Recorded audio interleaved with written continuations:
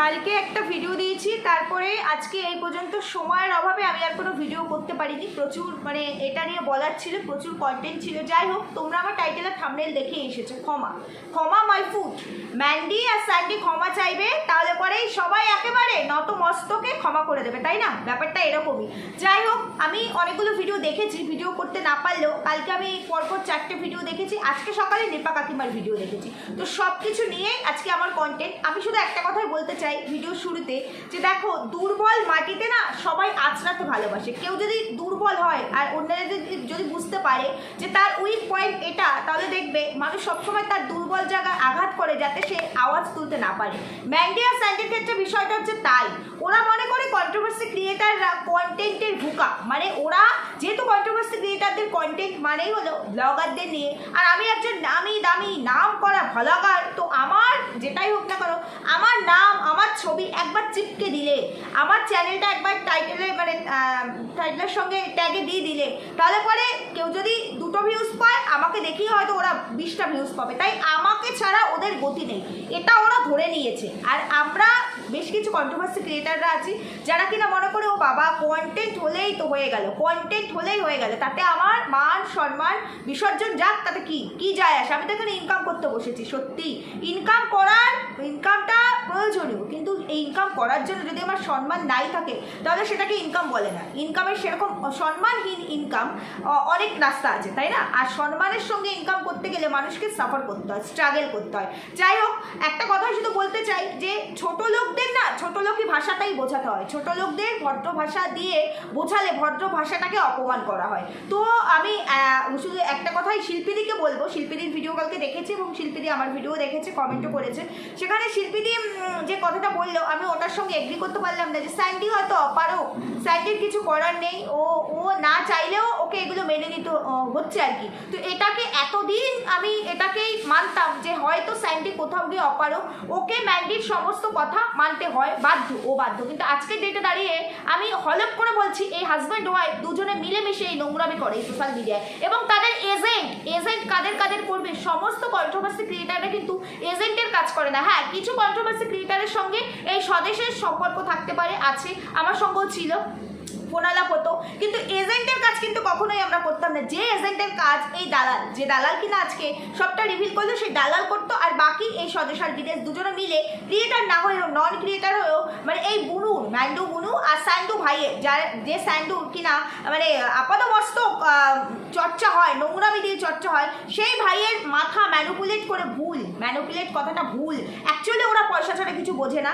তো এরা এজেন্ট ভাড়া করে নিয়ে এখানে বসেছে যে এই ওয়াইটিটা আমার বাপদাদার সম্পত্তি, এই ওয়াইটিটা হচ্ছে ম্যান্ডুর আর স্যান্ডুর বাপদাদার সম্পত্তি।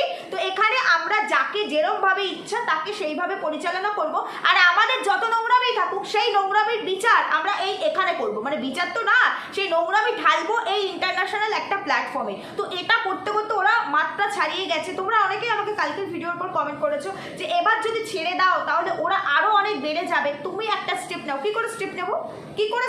যদিও বা আমি ব্যস্ততার কারণে সবার কমেন্টে রিপ্লাই করতে পারিনি, লাভ স্টিকার দিয়ে বেরিয়ে গেছি, একটা কমেন্টে রিপ্লাই শুধু করেছি। তো সেখানে বলছি, যাদেরকে এইরকম একটা নোংরা জায়গায় নামিয়ে দেওয়া হয়েছে, যে সমস্ত ক্রিয়েটারদেরকে, তারা যদি শুধু মনে করে আমি মুখে প্রতিবাদ করবো বা তাতেই হয়ে যাবে, তাহলে আমি কি কারণে এটা করবো, মানে আমার রিজনটা কি, আর করলে পরে সেটা টিকবে? তো আমি কালকেই ভিডিওতে বলেছিলাম যে এই নোংরাদের নোংরামি, কন্টেন্ট ক্রিয়েটার সবাই কন্টেন্ট করুক কন্টেন্টের মতো, কিন্তু এটা নোংরামি স্প্রেড করার জায়গা নয়। এখানে আমি এক্সট্রা ম্যারিটালকে প্রমোট করব, পরিবারের কেচ্ছা তুলে প্রমোট করব দালাল ভাড়া করে, এটা সেই জায়গা নয়। কিন্তু সবাই কি করে, নিজেদের কন্টেন্ট কোথায় আছে সেই কন্টেন্টের দিকেই ছোটে, কন্টেন্ট নিয়ে মানে একটা কিছু পেলে তো সেটা শুধু কন্টেন্টই হবে, সেটা আর অন্য কোনো ভাষা নেই, তো সেখানে আর কিছু বলার নেই। যাই হোক, আমি আমার মতো যেহেতু একজন ক্রিয়েটার, তো আমার যতটুকু বলার আমি তো বলবোই। চলো ভিডিও শুরু করবো, তার আগে একটু ইন্ট্রো দিই। Hello my lovely viewers, welcome back to my channel Dimpi lifestyle. বন্ধুরা, আমার সাথে থেকো, পাশে থেকো, চ্যানেলটিকে সাবস্ক্রাইব করে লাইক কমেন্ট শেয়ার করো।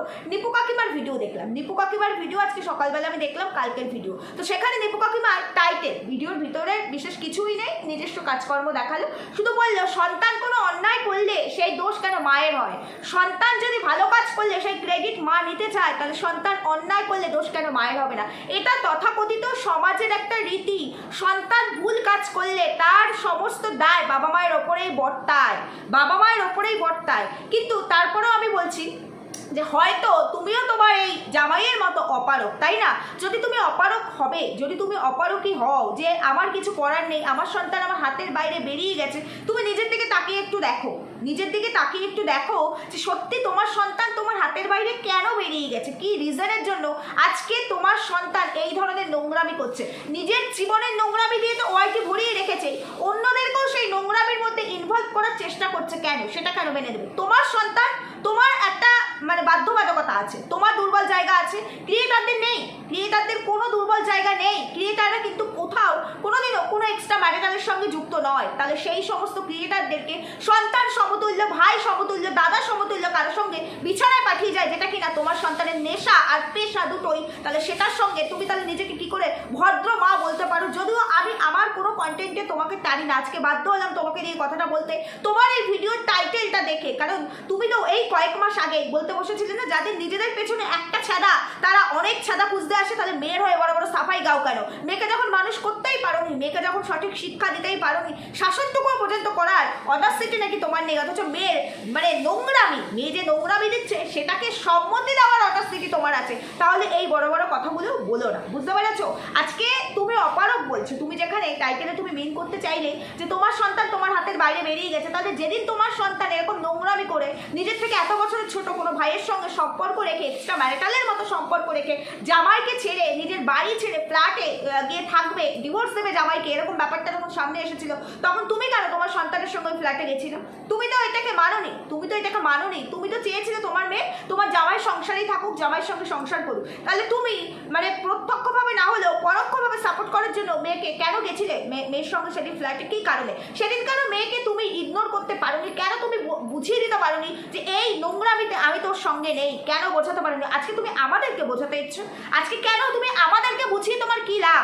তোমার সম্মান বাড়ছে, তোমার সম্মান তাতে কি দ্বিগুণ হয়ে যাচ্ছে? তুমি আমাদেরকে না বুঝিয়ে নিজেকে বোঝাও তুমি কি কি করেছো। যেদিন তোমার সন্তান বাড়ি থেকে বেরিয়ে গেল একটা এক্সট্রা ম্যারিটালের জন্য, তুমি যে বাড়িতে ভাড়া থাকতে সেই বাড়িতে গিয়ে উঠলো কয়েকটা দিনের জন্য, তুমি কেন তাকে সেই জায়গায় জায়গা দিলে? আমাদের পরিবার, আমাদের বাবা মায়ের হলে কোনো দিনও জায়গা দিত না, তেজ্য কন্যা করে দিত, বুঝতে পেরেছো? তুমি কেন পারোনি? কেন পারোনি জানো? কারণ তোমার নিজের দুর্বলতা আছে, তুমি পরিস্থিতির শিকার, যেটা কি না পরিস্থিতির শিকার। আমরা ক্রিয়েটার হয়ে বলছি তোমার মেয়ে তোমাকে নোংরাভাবে এখানে বিক্রি করেছে। সেদিন শাসন করেছিলে মেয়েকে? করনি, সেদিনও মেয়েকে শাসন করনি। যাই হোক, তবুও বলছি তুমি পরিস্থিতির শিকার। তোমার পরিস্থিতি তোমার মেয়ের পরিস্থিতি তো একই রকম নয়। তুমি পরিস্থিতির শিকার, তোমার মেয়ে পরিস্থিতিকে স্বীকার করেছে। প্রশ্ন করেছিলে, মেয়েকে শাসন করেছিলে, মেয়েকে একটা চর মারতে পেরেছো? মা তো মেয়েকে শাসন করতেই পারে, ছেলে মেয়ের কাছে মানে ছেলে বাবা মায়ের কাছে ছেলে মেয়ের কোনো বয়স হয় না, শাসন করতে পারো না? এখনো পর্যন্ত মেয়ের হয়ে ঢোল পিটিয়ে যাও, তাহলে আজকে এখানে মেয়ের হয়ে ক্লারিফিকেশন দিও না, ক্লারিফিকেশন দিও না। দায় তোমাকে নিতে হবে অন ক্যামেরা। তুমি যে মেয়ের নোংরামির সঙ্গে যুক্ত সেটা দেখিয়েছো তুমি তোমার মেয়ে দুজনে মিলে, তাহলে পরে দায় তুমি এড়াতে চাইছো। দায় তুমি এড়াতে চাইলেই তো আমরা তো ভুলে যেতে পারি না। আজকে আমরা এতটাই ভদ্র যে এতটা নোংরামি করার পরও আমরা সেই জিনিসটাকে ভুলে গিয়ে তোমার মেয়ের সংসারটা যাতে সুন্দরভাবে হয় সেটাই চেষ্টা করে এসেছি। কিন্তু তোমার মেয়ে কন্টিনিউয়াসলি এই নোংরাটাকে ভিডিওর মধ্যে, সে বাড়ি থেকে বেরিয়ে না গিয়েও স্বামীর সঙ্গে থেকেও সেই নোংরামিকে মানে দিয়েই যাচ্ছে, মানে আউড়েই যাচ্ছে, একটা একটা করে জিনিস দিয়ে পোক করে যাচ্ছে, তার ওই নোংরামি নিয়ে যাতে মানুষ ঘাটে। তাহলে সেটা সেদিন কেন প্রতিবাদ করতে পারোনি? সেদিনও প্রতিবাদ করতে পারিনি। রিসেন্ট দুদিন আগে তোমার মেয়ে একটা ভিডিও দিয়েছে থাম্বনেলে, অনেকদিন পরে সেই প্রেমিকের সঙ্গে তার দেখা হলো, বন্ধুর সঙ্গে, টুপি পরা বন্ধুর সঙ্গে দেখা হলো, মুখের স্টিকার মেরে। তার মানে কি? আর তার স্বামী অপারক? তার স্বামী জানে না যে আমার বউ নিজে টুপি পরা একজনের সঙ্গে ফুটে দেওয়ার চেষ্টা করেছিল, তার সঙ্গে সব রকম সম্পর্ক রেখেছিল, সেটা নিয়ে তোলপাড় করে দিয়েছিল ওয়াইটি, দায়িত্ব নিয়ে দালাল ভাড়া করে নিজে থেকে, এবং তার সঙ্গে তার স্বামীও সেখানে সবটা সম্মতির সঙ্গে বিক্রি করেছে নিজের দায়িত্বের সঙ্গে। তাহলে এরকম কোনো জিনিস যদি থাম্বনেল আর টাইটেলের মধ্যে রাখি, তাহলে এটা নিয়ে গসিপ হবে, অথচ তার স্বামী সেটাকে সেইগুলো পারমিশন দিয়ে দেয়। তাহলে তার স্বামী অপারক? শিল্পীদিকে আমি প্রশ্ন করতে চাই, সত্যি কি তার স্বামী অপারক? সত্যি কি স্যান্ডি আজকে অপারক? না, ওর মানে এটা হ্যাবিচুয়েট হয়ে গেছে যে আমি তো যা কিছুই হোক না কেন বসে খাচ্ছি, আর আমার বোন তো দিন দিন বয়স বাড়বে, তো ও হয়তো আর যাবে না, এখানেই থাকবে, যা কিছু করে করুক গিয়ে। আমি একবার চলে যাওয়া জিনিস যখন ঘরে ঢুকিয়েছি তখন আর এর থেকে বেশি কি হবে। আমার পরিবারও মেনে নিয়েছে, আমার পরিবারের এতে কোনো কিছু যায় আসে না। তো আমি বসে বসে সবটা পাচ্ছি, এত সুন্দর লাক্সারিয়াস লাইফ যেটা আমি কখনো কল্পনাই করতে পারিনি। সেটা তো সহজ পথে আসে না, সম্মানের সঙ্গে আসে না। তাহলে নোংরাকে নোংরা ভাষাটাই বলা উচিত, নোংরাকে ভদ্র ভাষা বলা যায় না। আর ক্ষমার কথাটা কেন বললাম, কালকে দেবশ্রীর ভিডিও দেখেছি, সেখানে দেখলাম মেসেজ করেছে, এবং মেসেজ করে শুধু ম্যান্ডু নিজে না, ম্যান্ডুর মেয়েকে দিয়েও নাকি মেসেজ করেই লিখিয়েছে যে আমি তো একটা ছোট্ট ভুল করেছি। ওর সব ভুল ছোট্ট, কারণ ও নিজেই তো ছোট্ট। দুধ পিতা হওয়া বাচ্চা হচ্ছে ম্যান্ডি আর স্যান্ডি, যারা কিনা যে বাবা মা নিজের সন্তানের জন্য এতটা পজিটিভ হবে, তারা কন্টিনিউ এইভাবে, আজকে এতে হচ্ছে না, কালকে ও, এর আগে ছিল মারুকে ঢাল করে নিয়ে নোংরামি চালিয়েছে। তারপরে আসলো এই যে দালাল, যে দালালকে দালালি করার জন্য এখানে বসিয়েছিল, যে এই দুটো বাদ হয়ে গেল। এবার আসলো স্বদেশ আর বিদেশ, মানে কি এর নোংরামিতে কেউ না কেউ থাকবে, কাউকে না কাউকে এ টেনে আনবেই।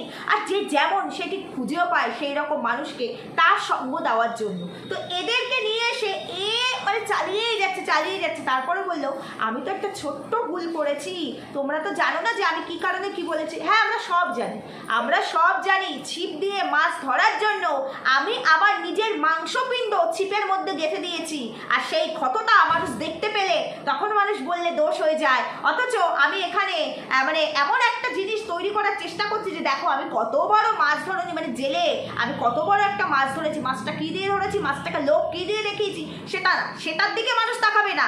আমি আমার যা কিছু তাই হোক, মানে আমার সম্মান চচ্চড়ি হয়ে যাক, পরিবারের সম্মান হোক, আমার মায়ের হোক, স্বামীর হোক, শ্বশুরবাড়ির হোক, তাতে কিচ্ছু যায় আসে না। কিন্তু আমি বড় ক্রিয়েটার, আচ্ছা এত বড় ক্রিয়েটার ম্যান্ডু, আজকে বড় বড় ক্রিয়েটাররা প্রচুর রিয়েলিটি শোতে যায়, আমরা তো খুব সামান্য ছোটো থেকেও ছোটো চুনোপুটি রকম।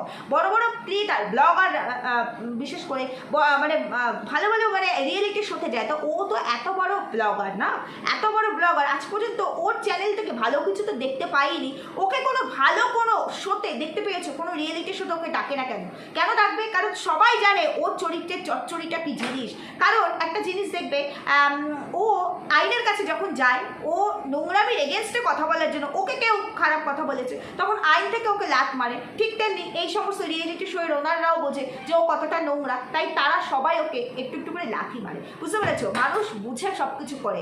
আজকে আমার চ্যানেলে 5 লাখ সাবস্ক্রাইবার হলে পরে আমি বড় ব্লগার হই না, কখনোই বড় ব্লগার হই না। আমি এই 5 লাখ সাবস্ক্রাইবার কিভাবে অ্যাচিভ করলাম সেটা হচ্ছে সবথেকে বড় কথা, সবথেকে দেখার বিষয়। তো উনি তো 5 লাখ সাবস্ক্রাইবার কাছাকাছি, সামান্য কিছু কম, 5 লাখ সাবস্ক্রাইবার গেইন তো করে ফেলেছে। কিন্তু কিভাবে গেইন করেছে? যখন এই সোশ্যাল মিডিয়ার জোনে, ওয়াইটির জোনে যখন ম্যান্ডু এসেছিল, তখন কম্পিটিশন ছিল না, একেবারেই ছিল না। ওই কোভিডের টাইমটা দিয়ে, মানে লকডাউনের টাইমটা দিয়ে তো এদের উৎপত্তি। টিকটক থেকে, যেহেতু টিকটকে এদের মানে একটা মুখটা পরিচিতি ছিল, ফেমাস ছিল, তো সেই জায়গা থেকে এরা দাঁড়িয়ে গেছে, খুব সহজে এরা দাঁড়িয়ে গেছে। কিন্তু দাঁড়িয়ে যাওয়ার পর মানুষ তো দিন দিন নিজেকে মানে আপগ্রেড করে, তাই না? নিজেকে ওই একই রকম ধারায় তো চলে না, তো মানুষ ভালো কিছু চায়। যখন দেখলাম আমার মধ্যে তো কোনো ট্যালেন্টই নেই, আমার ভালোটা কোথা থেকে আসবে, তাহলে আমি নোংরামি বেছে, এমনিতেই ক্যারেক্টারের মধ্যে তো নোংরামি মানে কুটকুটকে ভরা হয়, বুঝতে পেরেছো? তো নোংরামি ছাড়া আমার ভেতরে কিছু নেই, তাহলে নোংরামি আমার এটা ইন্টেলিজেন্সি যে আমি নোংরামিটাকে বিক্রি করে জীবনে দাঁড়াতে পারবো। যদিও বা এখন ম্যাক্সিমাম ব্লগাররা যেটা করে, মানে সব ব্লগারের কথা বলবো না, বেশিরভাগ মানে ব্লগার বলো, ক্রিয়েটার বলো, ওরা কিন্তু শর্টকাটে যাওয়ার জন্য ভদ্র জিনিস দেয় না। তবে এই এক্সট্রা ম্যারিটাল নিয়ে এরকম ব্লগার খুব কম দেখা গেছে। এক্সট্রা ম্যারিটাল নিয়ে এরকম ব্লগার ওয়াইটির জোরে খুব কম দেখা গেছে। আমি এফবির কথা বলবো না, আমি ওয়াইটিতে যেহেতু কাজ করি, খুবই কম দেখা গেছে। এই একটা, আর একটা দেখা গেছে টিনু, যেও কিনা আজকে এই ম্যান্ডুকে দেখে মানে এনকারেজড হয়ে এই ধরনের কাজ মানে বাস্তবায়িত হয়ে গেছে, অভিনয় করতে করতে বাস্তবায়িত হয়ে গেছে। আজকে একটা কথা ধ্রুব, একটা সত্যি কথা বলতে আমি বাধ্য হচ্ছি, যদিও আমি টিনুকে নিয়ে খুব একটা ভিডিও করিনি, কয়েকটা জাস্ট ভিডিও করেছি, ওই টাইমটা দিয়ে আমি সবে সদ্য উঠেছি সেই কারণে।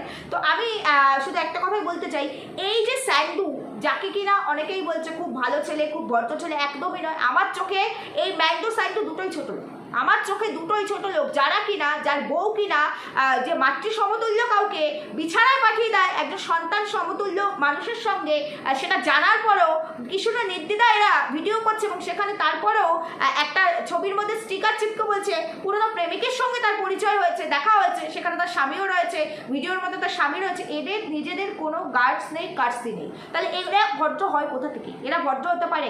আমাকে যদি তুমি নোংরা বলো, আমি তোমায় ভদ্র বলতে পারবো না, কখনোই পারবো না। তো আজকে কথাটা বলতে বাধ্য হচ্ছি যে এই স্যান্ডুর তুলনায় যদি কম্পেয়ার করতে হয়, তাহলে স্যান্ডুর তুলনায় বাচ্চার বাবা আনএডুকেটেড হলেও ওর মানে ও একটা গ্রাম থেকে বিলং করে, মফস্বল থেকে ও বিলং করে, সেই জায়গায় দাঁড়িয়ে তার অনেক অনেক গার্ডস আছে, অনেকটাই গার্ডস আছে। অন্তত এইরকম নোংরামি করে না অন্তত, আর এই নোংরামিকে সাপোর্ট করেনি। হ্যাঁ, করতে পারতো, সে যেটা করেছে অনেক টু এক্সট্রিম লেভেলে করেছে, চাইলেই পারতো, তবে তার ওয়াইফের যা যা জিনিস এসেছে সেই জায়গায় সে কিন্তু এই ব্যাপারটাকে সাপোর্ট করেনি।